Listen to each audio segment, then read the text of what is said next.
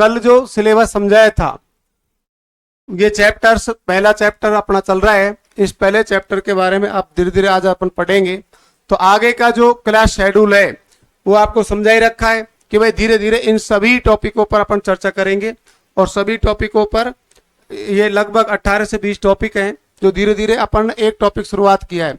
तो आज का जो टॉपिक है वो कल मैंने ऐसे पढ़ाया था, राजस्थान की उत्पत्ति और उसका नामकरण। तो मैं बता देता हूं एक बार कि भाई राजस्थान की उत्पत्ति और नामकरण को लेकर अपन जिन टॉपिकों को पढ़ चुके हैं तो उसका मैं सरसरी दृष्टि से रिवीजन करा देता हूं। तो हमने पढ़ा है राजस्थान का परिचय।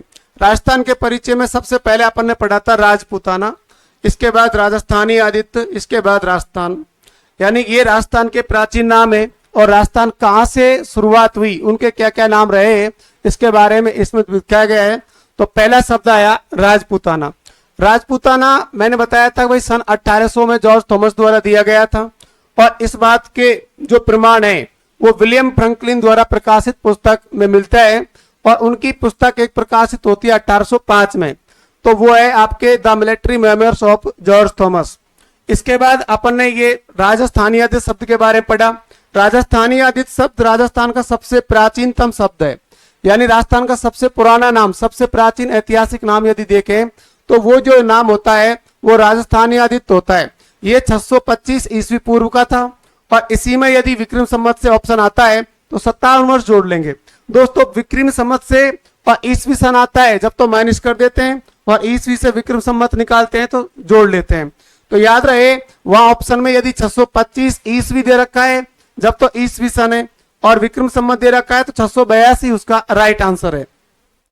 पुस्तक थी the military memoirs of George Thomas, ये जॉर्ज थॉमस वाली पुस्तक है, ये तो आई थी 1805 में। अब इसका जो है वो है बसंतगढ़ अभिलेख।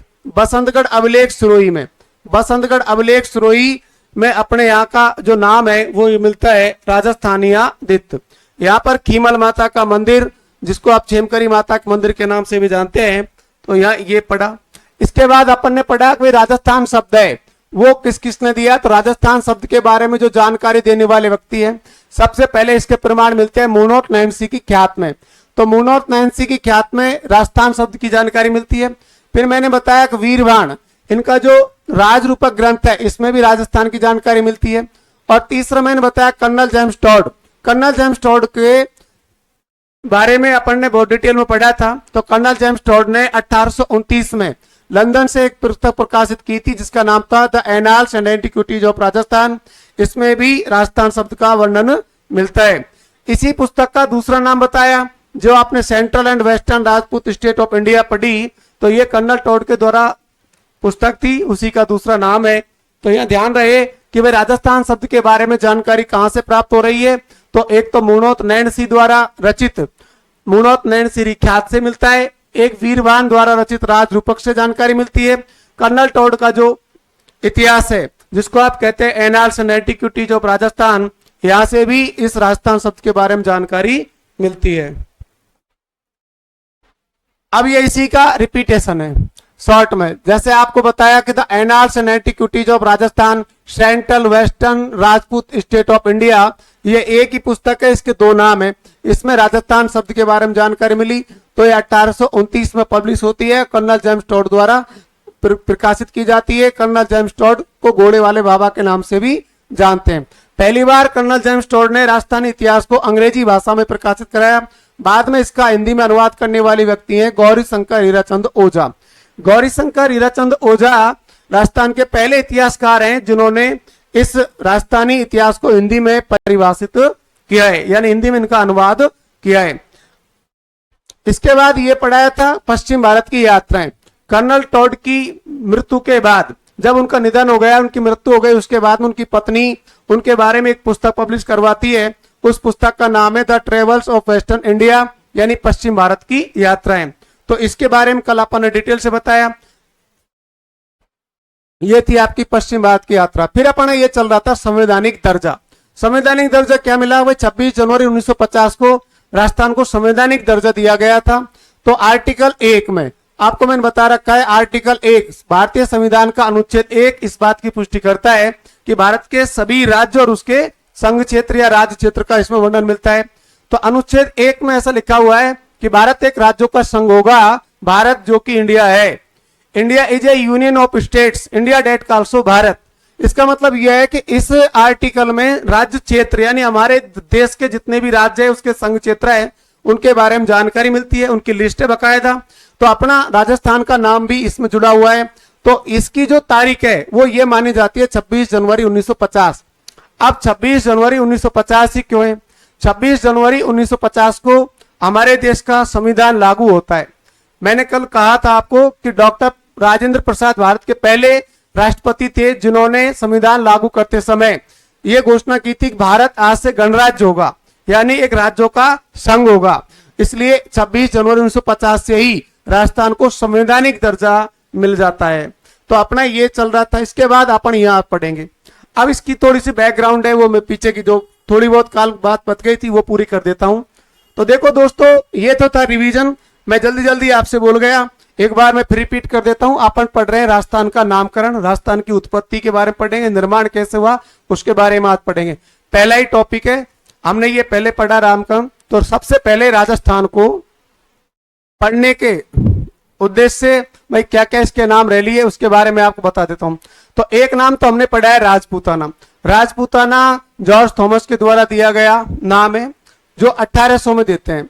तो जॉर्ज थॉमस सन 1800 में राजपूताना नाम देते हैं। इस बात की जानकारी इनके ही मित्र विलियम फ्रैंकलिन की पुस्तक से प्राप्त होती है। 1805 में विलियम फ्रैंकलिन एक पुस्तक का प्रकाशन करते हैं, the military memoirs of George Thomas. उस पुस्तक में राजस्थान शब्द का उल्लेख मिलता है। इसके बाद अपन ने पढ़ा राजस्थान। तो 1829 में कर्नल जेम्स टॉड के द्वारा सबसे पहले राजस्थान शब्द दिया गया।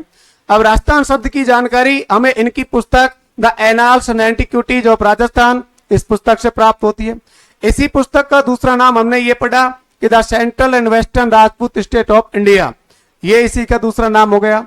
तो इसके बाद कर्नल टॉड की एक और पुस्तक पढ़ी, the travels and western India, यानी ट्रेवल्स ऑफ वेस्टर्न इंडिया, पश्चिम भारत की यात्राएं। ये भी कर्नल टॉड की पुस्तक थी। बाद में इनकी पत्नी जूलिया क्लार्क इसको प्रकाशित करवाती है। तो यहाँ आपके राजस्थान के बारे पढ़ा। इसके बाद अपन ने पढ़ा संवैधानिक दर्जा, कि हमारे इस राजस्थान को संवैधानिक दर्जा कब दिया गया।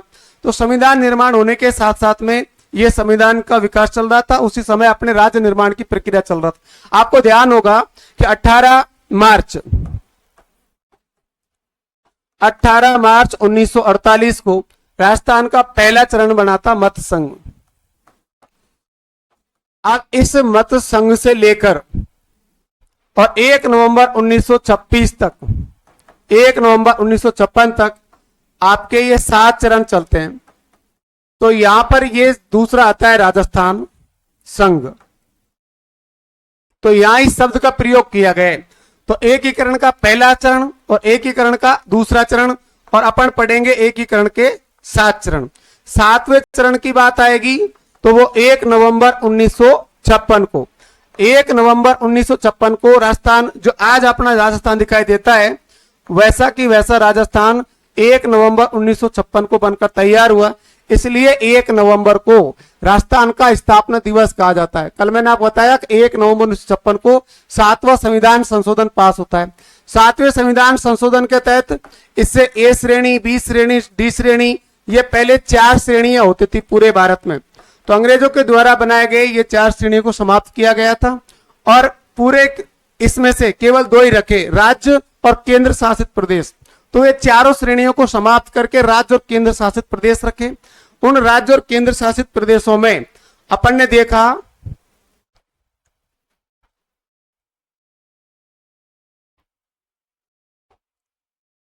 1 नवंबर 1956, इस दिन क्या होता है? 7वां संविधान संशोधन लागू होता है, 7th constitution amendment act 1956। Fazal Ali की अध्यक्षता में यह बना है, इसलिए इसको फैजल अली कमीशन भी कहते हैं।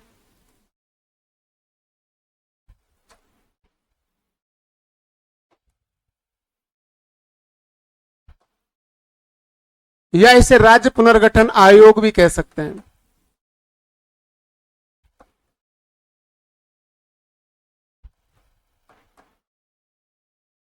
राज्य पुनर्गठन आयोग की सिफारिश पर अभी मैंने बताया कि भारत में पहले जो 4 श्रेणियां थी, ए श्रेणी, बी श्रेणी, सी श्रेणी और डी श्रेणी, उसको खत्म करके आयोग ने सिफारिश दी कि उस समय 14 राज्य और 6 केंद्र शासित प्रदेश, 14 राज्य और 6 केंद्र शासित प्रदेश बनाए गए। आज भारत में 28 राज्य और 8 केंद्र शासित प्रदेश हैं, लेकिन उस समय 1956 में, यानी वर्ष 1956 में अपने देश में कितने राज्य बनाए? 14 राज्य और 6 केंद्र शासित प्रदेश। इन 14 राज्यों में जो सबसे बड़ा राज्य था वो था मध्य प्रदेश, और दूसरा बड़ा राज्य था वो अपना था राजस्थान था।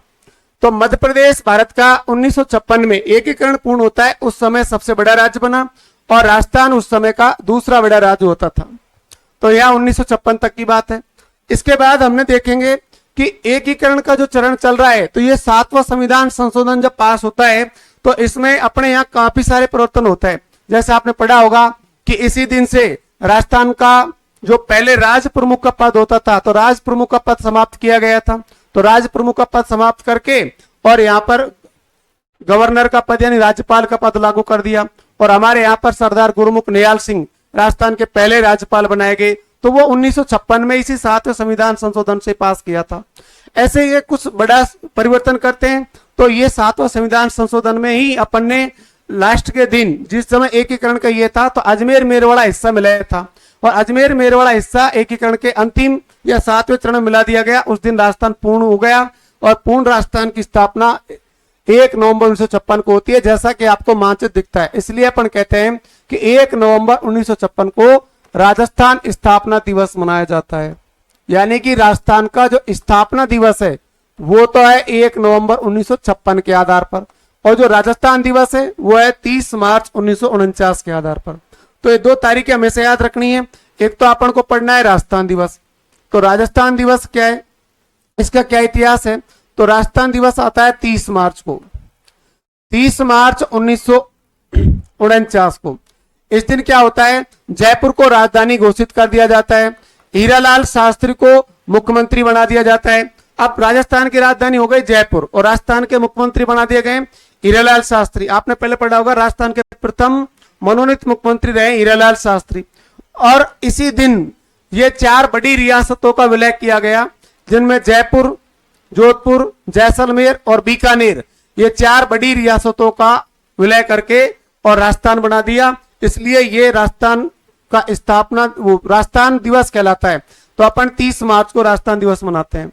तो ये ध्यान रहे कि ये जो हिस्टोरिकल बैकग्राउंड ये अलग है। ये राजस्थान दिवस के बारे में बताया।